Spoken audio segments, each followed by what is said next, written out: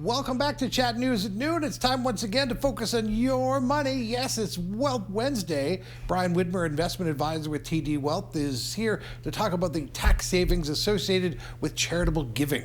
Great topic, great topic. But now that tax returns have been submitted for another year, are there tax saving strategies investors should consider when it comes to charitable donations right now? Yeah, I think it's a great time to talk about it. I mean, nobody wants to be thinking about giving money away after you just gave the government a bunch. Yes.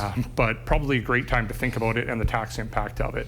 And I know a lot of people don't need a reason to donate to charity, and that's great, but I thought it would be worthwhile to talk about the tax benefit of donating either cash or holdings from your investment accounts. Okay. Now, are you talking about a legacy donation where you make a donation once every month in perpetuity or for a given time, or are you talking about a one-time cash donation? Yeah, I mean, I don't think it really matters which way you go. It's how each of those donations is treated. I mean, if you gave a cash donation, for example, that's about as simple as it gets. Right. The charity gets the money they need.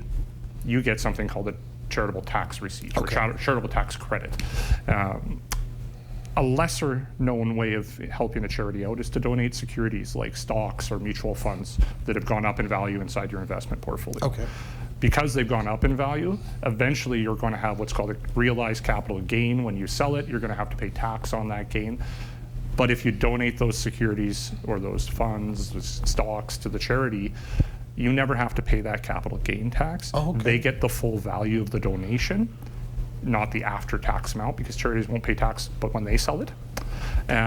So the benefit of that to you is twofold. You don't pay the capital gains tax, but you still receive that charitable tax credit. Okay.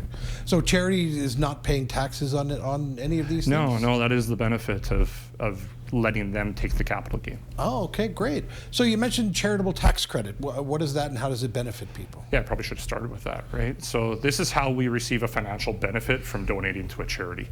There's a calculation that's done. It depends on the province you live in and the size of the donation. Okay.